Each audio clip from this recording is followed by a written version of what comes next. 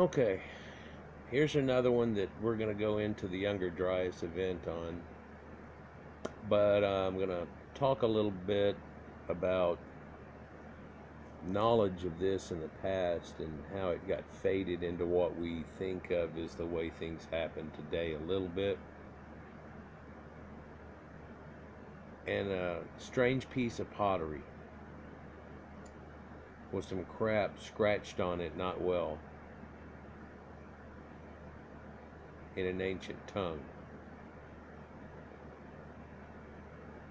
For all the pottery said on it was,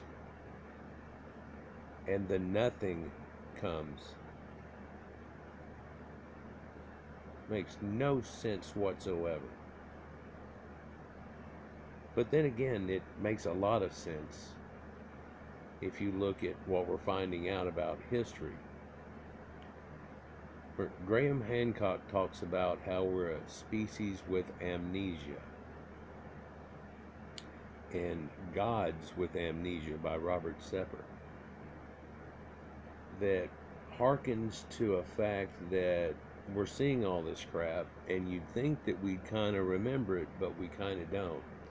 In fact, it's kind of odd, but it seems the history we have is like around biblical times and focused, and it fades rapidly after that.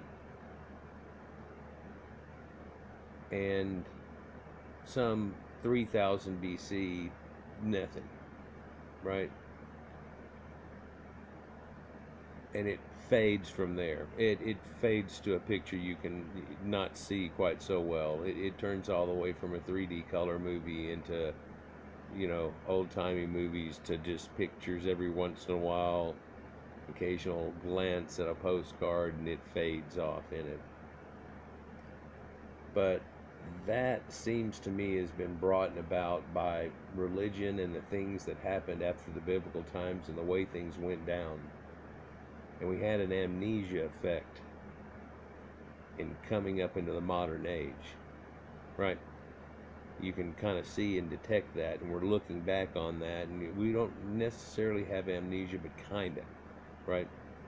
So you can imagine how you could just go through a ripple in time back double that amount, and it would be half the amount, and less and less. Whenever I was younger, I could remember a whole lot of little movie clips of me being little bitty, 4 or 5, 6 years old. Certain things, it seemed somewhat strange to me, but there were scenes, and I described a couple of them to my mom and dad and everything, and they're just thinking, and all of a sudden he goes, "Oh, we were at Stone Mountain, Georgia. I know what you're talking about. And we were at this one place, or we were here, or this, that, and the other," and you're remembering it. Sometimes it was just glimpses and a multicolored parasol that this girl had this one time, and boom, and seeing this car that went by, and playing out with some Hot Wheels and stuff, or the earliest little Hot Wheels and stuff, in this area of dirt, and seeing some ants and being intrigued by them, and then realizing they bite the shit out of you and things. But now whenever I look back and I'm recalling those just to say it to you now, all I'm seeing are pictures, watercolor images, and I'm in my 50s now, but there are still a lot of things I still have an exact picture of. A Christmas bike and things like that. Some Christmas images are special. Snow, things that happened, images, glimpses. But just like our life, you'll kind of do that where you could, whenever you were a kid, life was so long and you remember it. And you kind of have a remembrance of it. By the time you get into high school, you're fading on a lot of your first to sixth grade-ish stuff, and then start to have that picturesque glimpse, and it gets worse from there. Once you get older, it fades from there. I don't know where you're at in your life and everything, but try to recall those memories every once in a while. I've done this once I started to notice them fading in just my 20s and stuff, and go back through little things. And it's strange, but when my mom started to pass away, like, it felt like double the amount came back. We started talking about things, and all of a sudden it was like, do you remember this? Do you remember that? Do you remember this? And we had just incredible conversations between us three kids uh, about it. And so things fade over time, but they need to be remembered. And just out of respect of the fact that we all go through an entire life, and if you were some part of something, maybe you didn't get a statue made for you, maybe you didn't get all these things done, you're not heralded, no one will know. Perhaps someday somebody will walk past your grave and see your name in a glimpse and not know who the hell that was, or what you knew, or what you had done and accomplished, and your children and so on. And who knows, maybe your grandchildren, great grandchildren, so on, someone famous with that same name does do something. But what do they know of your past? For I knew a decent amount about my grandparents, and then some stories about their parents and their grandma, their glimpses, like my glimpses of granddad from them, and then what I remember, what I was told of that. And so it just fades. And if somebody doesn't calculate it or tabulate it down, it's gone. People used to pass on stories through their children and and keep them, and they turned into myths because it was a story to remember. And over time in the telephone game, it came blurred into a myth, and then they were re-encompassed into what had happened before, and the Titans and these things that went down in not too long ago time. But if we're saying that people had coagulated this in the 3000 BC range, how long was it before that? And you want to correlate it to now, so you say, well, we're 5,000 years above that, right? 2000 AD, so 5,000 years worth of time is about peaking on it. And it, in reality, it seems like in my studies it gets there real hard, and was trying to find the reason why. And I'm still very juvenile at this point, and somebody said the last ice age, and I go, oh well, yeah. But then all of a sudden a million thoughts and more questions opened up too. Well, if the ice age was down on all these areas, like we know that the ice age was down on the area, and it disappeared real quick, and then all this flourishing happens. It's almost like a microcosm of the bigness for when winter comes, and it peels back its veil, spring flowers and everything fly up and everything, and it's almost like larger cycles inside a cycle inside a cycle. So I started checking into this, and I found archaeoastronomy and stuff, and every single one that I dealt with seemed to be like, here's some incredible knowledge, and then here's some bullshit I know you can't correlate. I know it. There's no way. Through all of my studies, year later, I come to find out that some of that stuff has reality to it. Other stuff seems to still be bullshit, guys. And why I'd like to tell you daily fanciful stories, I'm not trying to blow sunshine up anybody's ass or to try to get myself to believe something that I don't think is false. That'd just be wasting all of our time. And I don't think I want my life to be that waste of time where somebody walked by and goes, that guy wasted his time. And I try to share so it may spark something in you, like these sparks you see going across your screen. This is a picture of an idea of what the younger Dryas might be like, and people have all kinds of conjecture, and I'm about to go into a 3.2 version of an explanation of it in another video. Damn, I'm going to touch on this topic till I'm sick of it. But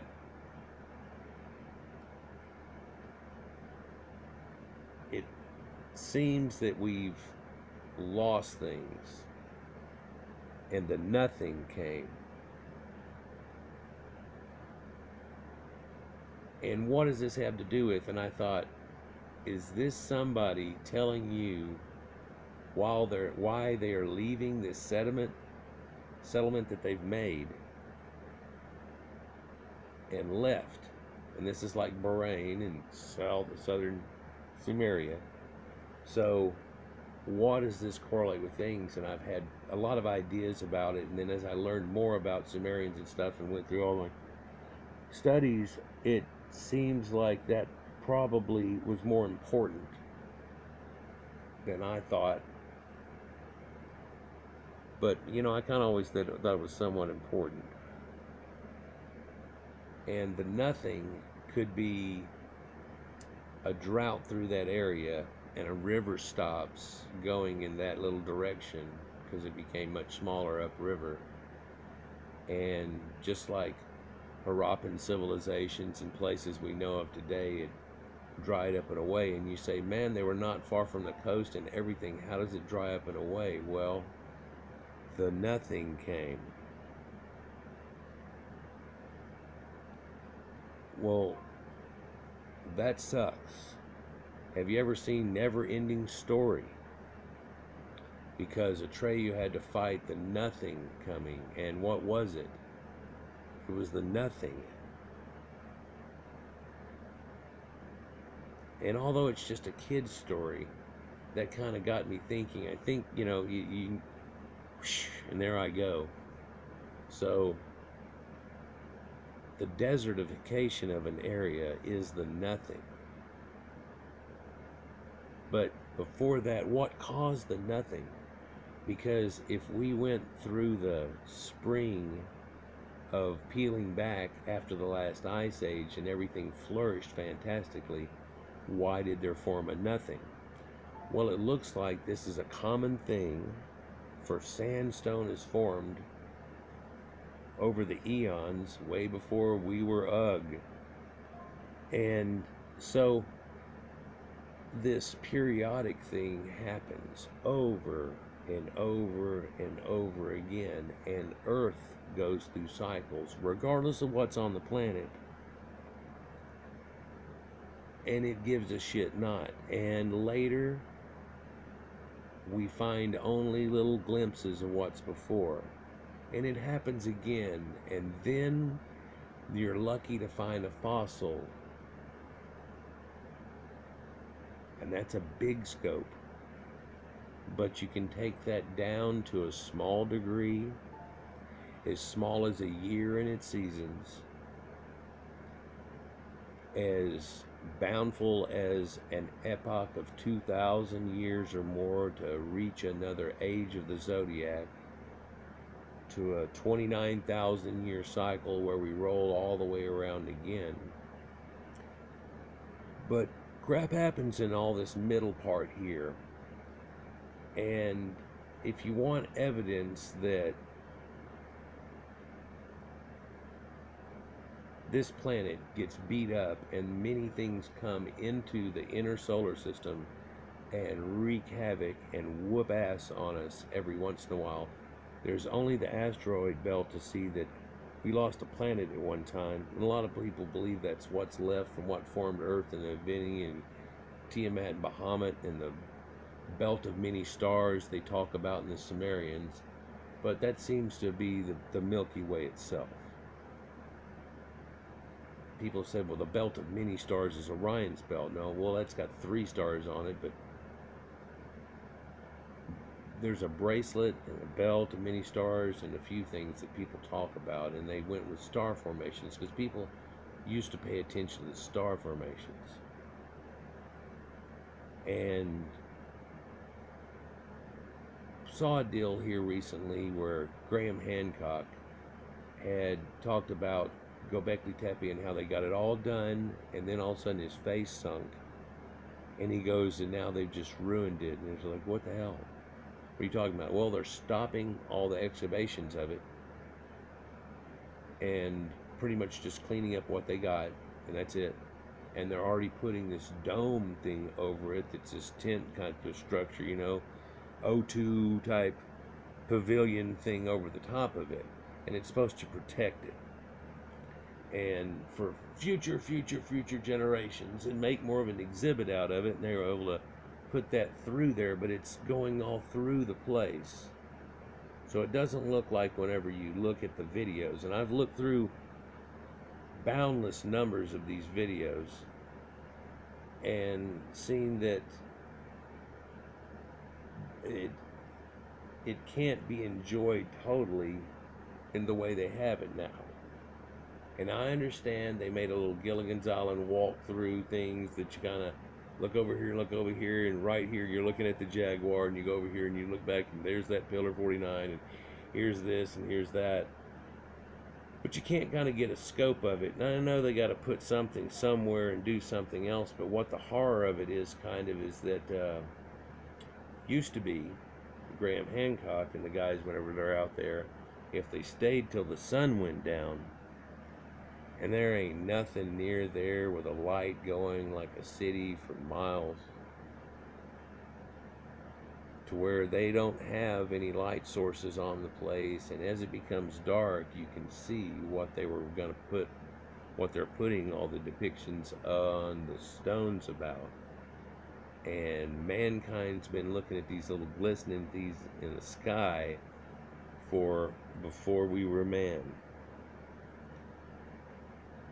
and have developed a large retinue of things that go with it, and stories of life and all kinds of things, and developed the zodiac, and they based it on 12s and all these things, and it goes together, and that shows you a primordial thing that really the Sumerians had going on. The pre-proto-Sumerians, the people that came down and all of a sudden it popped like popcorn out of nowhere, those people. Well, where are their stuff at? Well, looks like what we were able to finally pull off is something that academia still does not speak of. Rarely. Hidden circles and hushes, because it goes against the paradigm that they already had going on just a little bit, but they're at a point that it's undeniable, really. For there used to be a bunch of conjecture about pottery pieces, and once you get pre-pottery Neolithic, PPN, it's basically a desert, and you're lucky if you find a rock, and it's a needle in a haystack, and what the hell is a needle? And there are just some artifacts, and I'll describe a few of them in the article here, and it shows even pictures of a couple of them, and it shows you that people had that knowledge that you're thinking of a long time ago, in a land far, far away, that's right where we are, right where people still are, but it's wiped itself over clean and changed the sheets, and you don't realize that we've been pelted with things like this at least 5 times, causing cataclysmic events during what we call Homo sapiens, and 14 in all that we know of so far that I've studied into, of events that wherever you were local to and would have seen it would have destroyed your shit. And 3 of those are waterborne events, and that causes tsunamis to a drastic area around them, but also every direction, and even in the distance, although albeit much less, but also these cataclysmic events. And in doing so, people come out of that with not knowing. Now, I think of this on my kids' level, and China might as well be another planet. And something around in Thailand area and Bali and stuff, and where the hell is that? And that is so far away, and it might as well be on another planet. And now it's just right there. And it's not because I was a kid and I grew up, but it's because the world became a smaller place, and I grew up during that moment. And I realize that. Much smaller place, figuratively. But just shortly before that, if something happened in China, you may never find out about it. They have a volcano in Krakatoa, and it causes all kinds of hell over the whole planet. But you don't even know what the cause is. You can see the effects of it. And people try to line up in time certain things happening, and there's an ash layer that's going along here, which apparently was not like raining ash, but over a period of time, like over a year and a half's worth of time, the rain brought so much ash to this area. There's this little layer here in the sand. And what's that? Well, that's at the same signature as Krakatoa has. And so we discern that there was a cataclysmic event that wasn't from the sky that caused things like this. And this is not a Pompeii event for the local people. It sure as hell was. But it was bigger than that. I used to get live rock for selling to people to put in their coral reefs, and they'd stack it up and it would look like natural live little coral reef area, and they'd buy corals and stick them on it, get the fish, and it's natural environment, but it's a chunk of the ocean. It's a seed of the ocean. So not only am I making synthetic seawater, which is exacting to a point, but then you're putting in some real soil, and live sand and things like this, so it kicks off the environment. But this grew over thousands of years of little corals dying and going away, and the purple coralline algae growing a layer like paint over it, over and over, and little corals living and dying and doing it again and growing and making rock. This is how atolls form and things. But one place that I used to get this cool rock from and shelves and real cool shapes from was specialized area, Nuku'alofa Island, Kingdom of Tonga. And about the time I was shutting down my shop, I got some weird bad news, but they had a volcanic explosion out of virtually nowhere right there, and it's where they had been prying up the live rock, and in that little set of islands off of Bali and Luzon Strait area, you know where I'm talking about. Banda is around the corner from there, but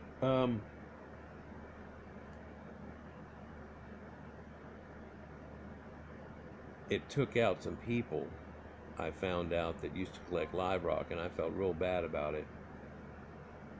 But it was a localized thing, and you've never even heard about it, although it came up on news, and I can pull up something on YouTube right now, and it'll show you whenever they went out there, and the island's just crackling with all kinds of lava, and it looks like something out of Moana. But you didn't really know about it because it wasn't that big of a thing. But I'm telling you, the people within 100 miles of there, it was a pretty damn big thing, and the people that used to live in that area and have their livelihood aren't there anymore. So what's a catastrophe to one people may not necessarily be a catastrophe to all, I guess, is a long way of saying that. But I could go on and on, but let's get into this story, because while we do, I'm going to go on, and I'm already 25 minutes into it. Let me take a mention and a shot at this too. This picture right here we're looking at. Let me try to dim that just a hair. What the hell? It's a little over bright. That's about as good as I can get it. Anyhow,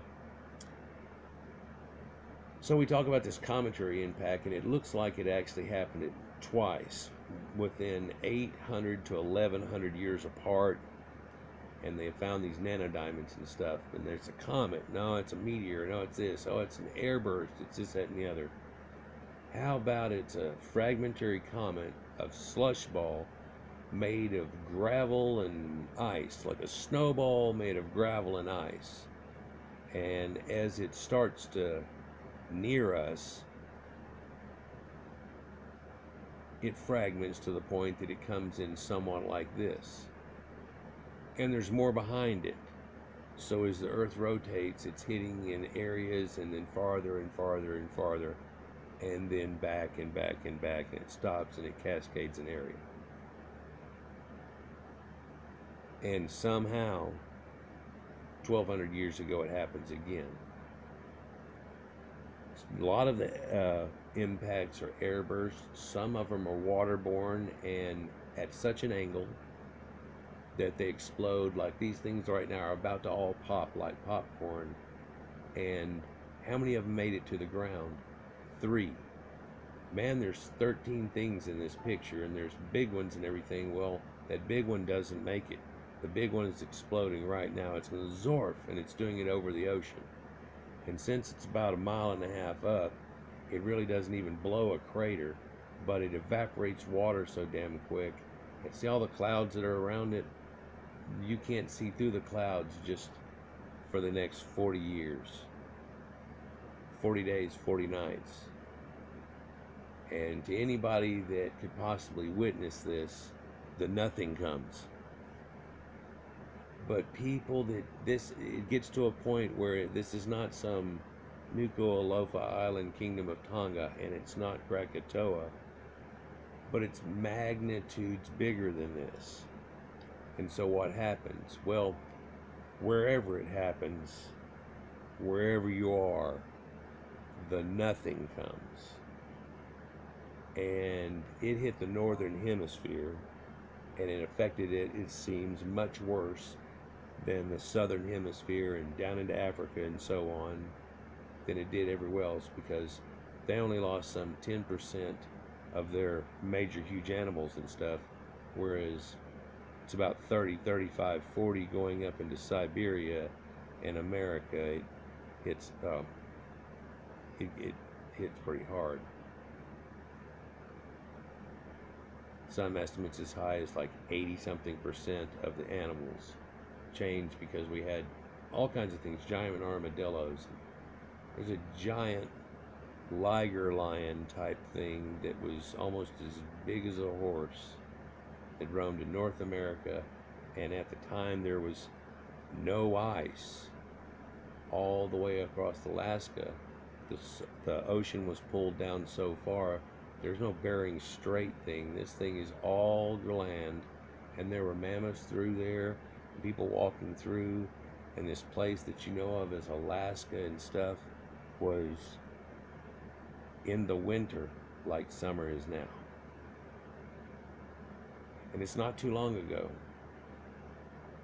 And the people that came to the Americas were there on that peninsula and had become separated and then come down in, and they seem to have a little genetics of the people that are more Indo-European, if you will, but it wiped them so bad that there's no Clovis. It just appeared, and then people came again. But we see stuff from earlier, and now I'm starting to just vibrate, ain't I? Let's just stop. For all I wanted to describe is that's why you get a shattered comet thing like this real easy. Sure, one can sling around the sun and break up and then run into you. And they say Saturn and Jupiter suck up all the badness. Well, if it's over here and it comes in from over there, it ain't doing nothing. And swing and a miss and a foul ball will knock a lady out if nobody's paying attention to the ball coming. Yep, just foul one off into the stands, and we better watch out. That shit's coming out fast with a lot of kinetic punch to it. So maybe we ought to pay attention to the ball game. Stars glistening in the sky again. Remember that? Like, ugh. Okay, we're still there. We're studying all kinds of things, and we've realized this thing's not going to happen. We're standing here with our thumb up our ass on the scientific end of it. Not really. There are people that are getting into this now, and this article is supposedly written by somebody that's with that commentary group, so that's why I wanted to do this one. But this was just the other day, came out. Prehistory decoded at Göbekli Tepe. From a cataclysmic event dawns the origin and perhaps the end of civilization. Around 13,000 years ago, the Earth burned. A swarm of comet debris from the torrid meteor stream had blasted the Americas and parts of Europe, and worst day in prehistory since the end of the Ice Age. Many species of large animal were exterminated by the conflagration of ensuing cataclysms, and those that survived the initial onslaught could do little against the floods, acid rain, and starvation that followed. And you want to talk about raining for 40 days and 40 nights. It was shitty for more than 40 years.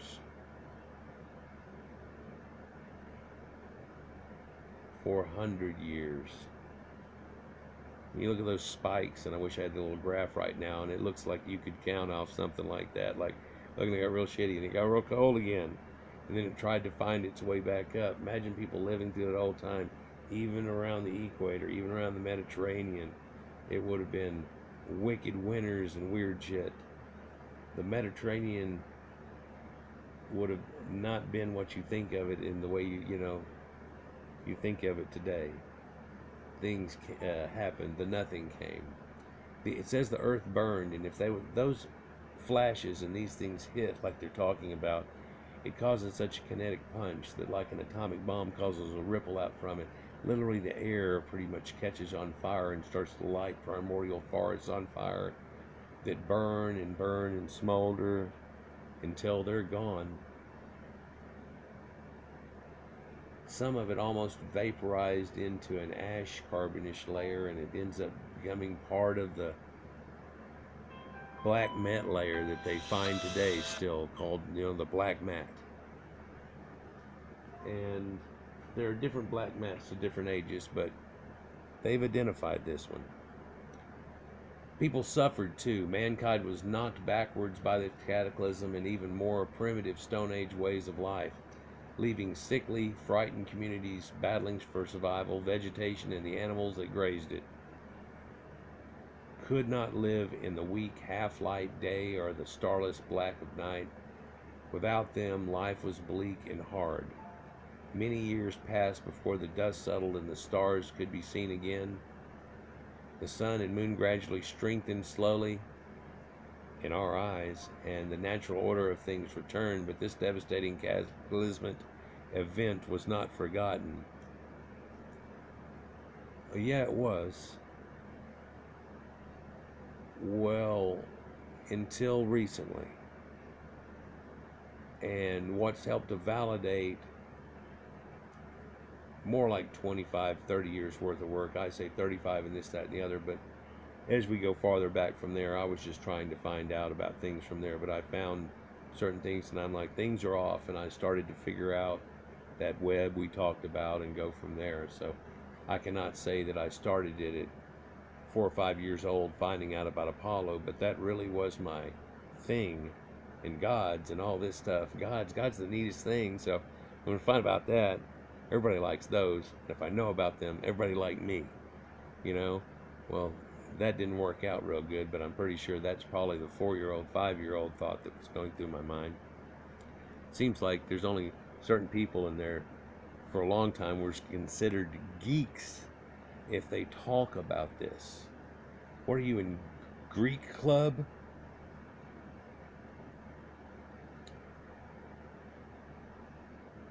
The cataclysmic birth of religion, and they relate this to these area and these people that came out of it. In the Fertile Crescent, modern-day southern Turkey, the surviving Natufian tribes, which we've talked a lot about recently, memorialized the great catastrophe by erecting Göbekli Tepe, the world's first temple, they call it. And of course, everything's got to be a damn temple, but in some way, listen, if you, God, I hate having to break in all these times and stuff, but yet it's important. Look, you look at 2001 Space Odyssey, and just a stone standing up, just one stone standing up is a temple. What'd they do? They stood up a stone, and it looked kind of flat. Oh, and of course that's the obelisk and all these things, and ooh, something wonderful happens. Well, something wonderful does happen. From the time that people were like that, ugh crap, stood up a stone, and that is way back. I'm saying people were doing this before they were Homo sapiens type of things. Gestures, so on, and it led to a whole lot more things. But I know people get tired of it. Every time they find an archaeological find, it's a temple. If it's got some crap and then there's a decent house, they go, well, this is a temple, and so on. The event of this first temple, though, had changed them, made them more fearful and religious, it appears. They prayed at new stone temples for protection, deliverance, and anything that might help, and they watched the sky very, very carefully. And you look at something like this, and even in the Bible, they talk about it, but through all these cultures, the astronomers were extremely important. There was your science, but it was really a religion kind of thing too, wasn't it? Right? For it really blended into more and more of that, and it got to do with gods and Saturn and all these people that were really gods. It had all this dichotomy and crap going on with all of them. So it had a lot to do with it, and people would go and ask them and do certain things and stuff. Hey, what if you had a local village of little cluster huts that people were hanging out with, and you knew about this place, and somebody would make a trek after the 9th moon of every year and go to this Gobekli Tepe and talk to the people about when everything was going on and da da da, and you knew kinda, but to reassure and to do everything, they would go through this whole thing about how when was how many days, how many this, how many that. You could mark it off. You knew a certain number. They had numbers. They didn't come up with numbers like you think. Some people come up with an idea. Well, they come over there numbers in Arabic. People would have had the concept of 1, 2, 3, 4, 5, 10, things like that a long time ago. Hey, we're all gonna go hunting. How many of these people are around here and everything? Okay, well, you're staying here, you're staying there. Well, who all goes? 1, 2, 3, 4, 5, 6. Let's go. 6. You ever seen Planet of the Cave Bear? And she shows up, and she's Aya, and she's blonde haired, and then she's messing with people that are trying to be like Neanderthals, it seems.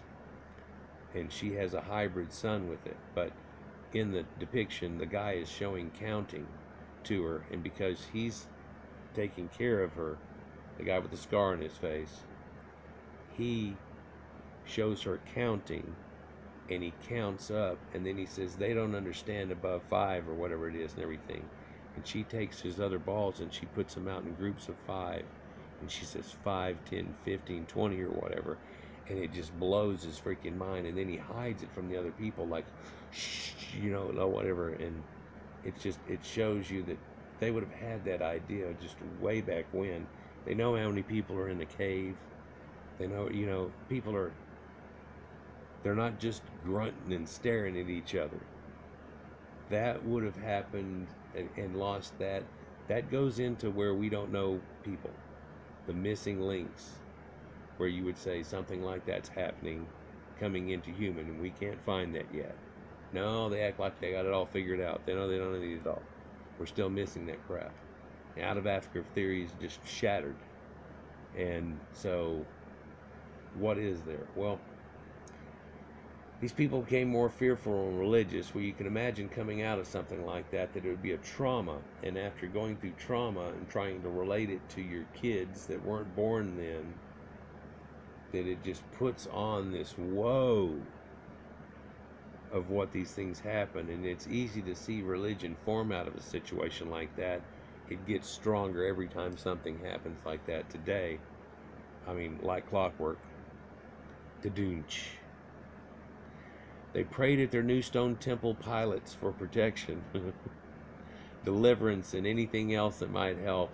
They watched the sky very carefully. Their community swelled and their temple grew. Needs were met, and they further developed agriculture to support the growing number of sedentary mouths that camped within the site of their monument. Centuries passed, and the community developed new skills. Their temple became more complex and ornate, more famous.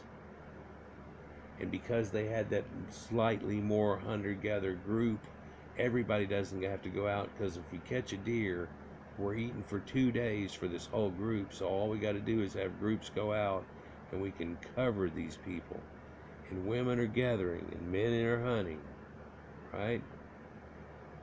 People gathered in their thousands, traveling for hundreds of miles to witness the greatest accomplishment of their age. That's what's thought about Göbekli Tepe, but coming up, I'm about to show you that this is not uncommon for the area. For just over that hill right there, there's another spot, smaller than this. You could call this, it looks like so far, a mothership. But there are a lot of hills that look just like this that you might start digging and find out. It makes you wonder, what are up under those hills? And the old stories of dwarven miners and how they build these great stone things inside these hills, and that's for another story.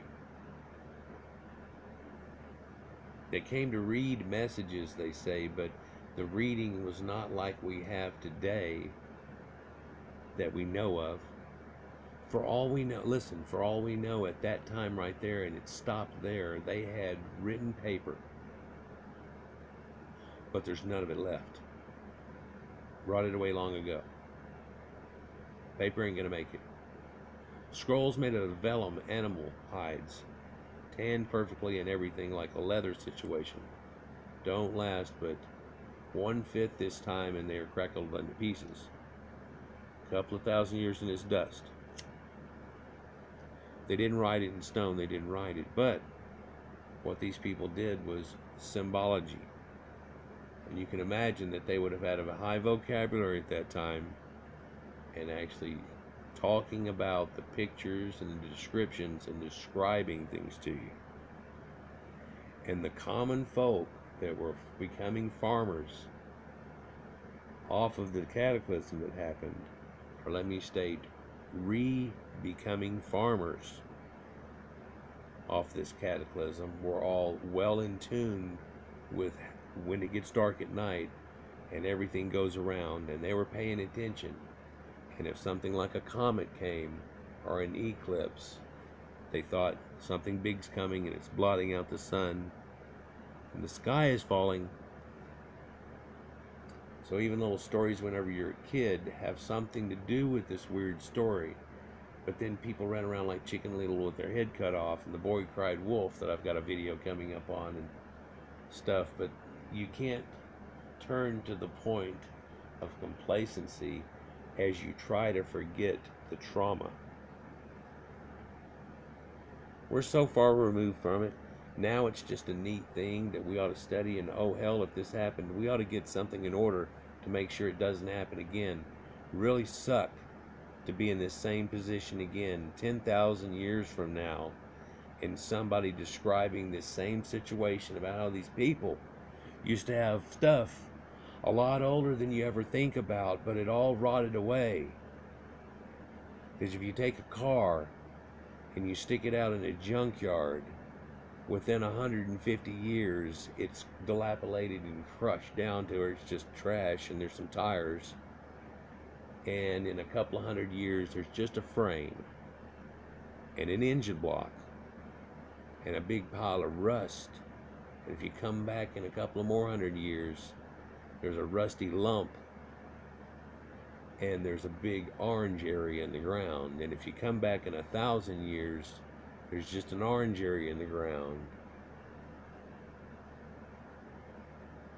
And that's if that area stays static and doesn't have something radical happen to it. This is Göbekli Tepe.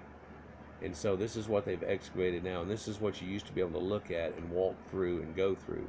It's very neat you did that, but they needed to make this a lot better than this and so on for the people, and fix some of this stuff up and finish all the excavation out of here and make it look like you could.